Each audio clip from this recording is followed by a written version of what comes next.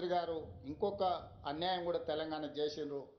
మేము పద్మభూషణ్ పద్మశ్రీ అవార్డుల కోసం కూడా తెలంగాణ సమాజానికి ప్రతీకలైన గద్దర్ గారి పేరు, చుక్కా రామయ్య గారి పేరు, అందశ్రీ పేరు, గోరెట వెంకన్న పేరు, జయతీర్ తిరుమలరావు గారి పేర్లు వీటన్నిటినీ రాష్ట్ర ప్రభుత్వం నుంచి మేము ప్రతిపాదన ఇచ్చినాం. కానీ ఏ ఒక్క పేరు కూడా కేంద్ర ప్రభుత్వం పరిగణలోకి తీసుకోలేదు. ఇది మాకు కొంచెం బాధ కలిగించింది. మిత్రుడు మందకృష్ణ మాదిగకి ఇచ్చినందుకు మనస్ఫూర్తిగా నేను అభినందిస్తున్నా.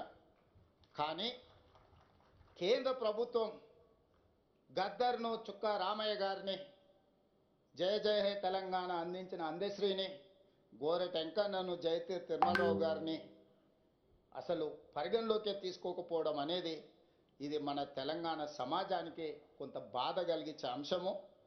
ఇప్పటికైనా ఈ ప్రాంతం నుంచి కేంద్రంలో ప్రాతినిధ్యం వహిస్తున్న పెద్దలు ఆలోచన చేయాలి. మిత్రుడు కృష్ణమాదిగకి ఇచ్చినందుకు మనస్ఫూర్తిగా అభినందిస్తున్నాం. సమాజంలో ఉండే చాలా రుగ్మతల మీద చాలా సంవత్సరాలుగా పోరాడిండు.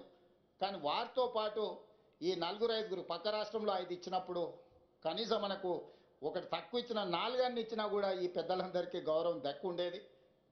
నేను తొందరలోనే ప్రధానమంత్రి గారికి లేఖ రాయబోతున్నా. కేంద్ర ప్రభుత్వాలు ఇట్లా మన పట్ల వివక్ష చూపించినప్పుడు మనం ఎక్కడో ఒక దగ్గర మన నిరసన తెలపాల్సిన అవసరం ఉన్నది. ఆ నిరసన ప్రజాస్వామ్యయుతంగా ఉండాలని నేను బలంగా నమ్ముతున్నా. ఈ వేదిక మీద నుంచి మా అసంతృప్తిని కేంద్ర ప్రభుత్వానికి తెలియజేస్తున్నాం. తప్పకుండా కేంద్ర ప్రభుత్వానికి ఈ అంశాల మీద రాష్ట్ర ప్రభుత్వం లేఖ రాస్తుంది.